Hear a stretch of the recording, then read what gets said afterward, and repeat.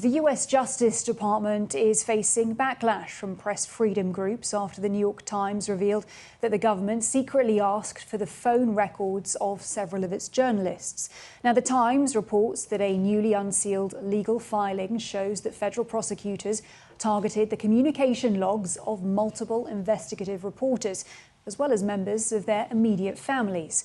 The move was reportedly a part of an aggressive attempt to hunt down anonymous sources behind high-level national security leaks. Now, this comes after the Department of Justice sparked pushback earlier this month when it issued subpoenas against Times journalists who reported on the new luxury Air Force One jet donated by Qatar. Well, let's talk more about this now. I'm joined tonight by the CEO of the Committee to Protect Journalists, Jody Ginsburg. Good to have you back on the programme, Jody. So just run us through this then. The Trump administration reportedly seeking phone records of New York Times journalists as well as their family members over the new Air Force One. Your reaction to that? Well, it marks, frankly, a new low from an administration that has shown repeatedly its contempt not just for journalists and journalism, but the public's right to know. The seeking of these types of grand jury subpoenas is extraordinarily rare. We're aware of perhaps 3 in the last 25 years. And what we're seeing from this administration is this increased use of legal threat, these kinds of subpoenas, regulatory threats, and so on, to try to stifle reporting, legitimate public interest reporting on the government, the administration, and how it's spending the public's money. You mentioned there public interest in all of this. The argument that has been put forward from the Department of Justice, for example, is that this pertains to national security. You know, are there national security concerns here about this reporting that would warrant the administration doing this? Well, thus far, the Department of Justice has provided no evidence to support its claims that this is a national security risk. And remember that they're going after the reporters. Reporters rely on confidential sources to be able to report on things that governments the world over would rather conceal from the public. It's really important. And by going after journalists in this way, rather than the sources of the leak, you deter people from sharing public interest information.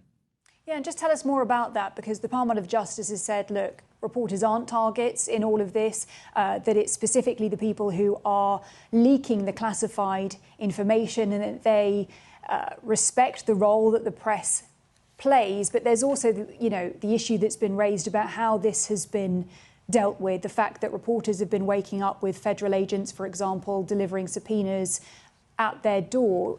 Just talk to us about, the impact that has on press freedom. Well, the Department of Justice may claim that the targets are not journalists, but the evidence says something very different. We've had agents turn up at the doors of journalists. Of course, earlier this year, we had the FBI turn up at the door of the Washington Post reporter, Hannah Nathanson, similarly seeking information, taking away her computer and her phones. These are all actions intended to control the narrative by the government and the administration about what it's doing. And just kind of broadening this out, I think you mentioned at the beginning of this conversation that there is a record of this happening 3 times in the last 25 years. So comparing this internationally, how does this compare to other countries?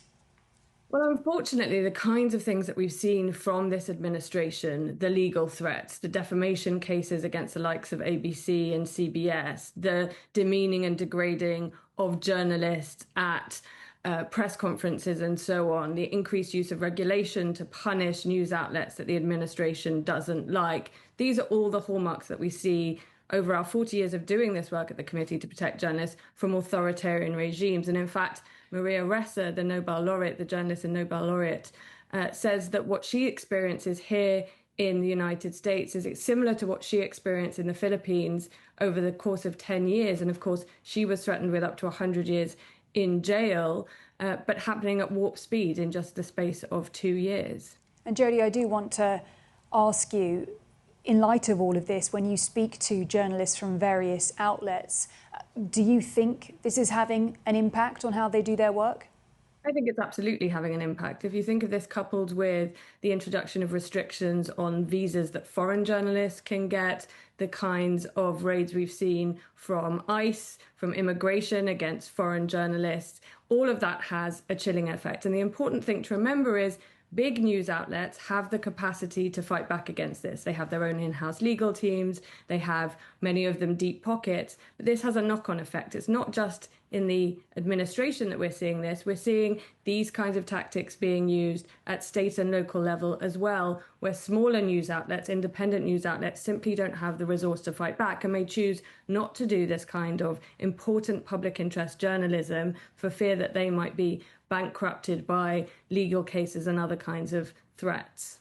Jodie Ginsberg, CEO of the Committee to Protect Journalists, thank you for being with us.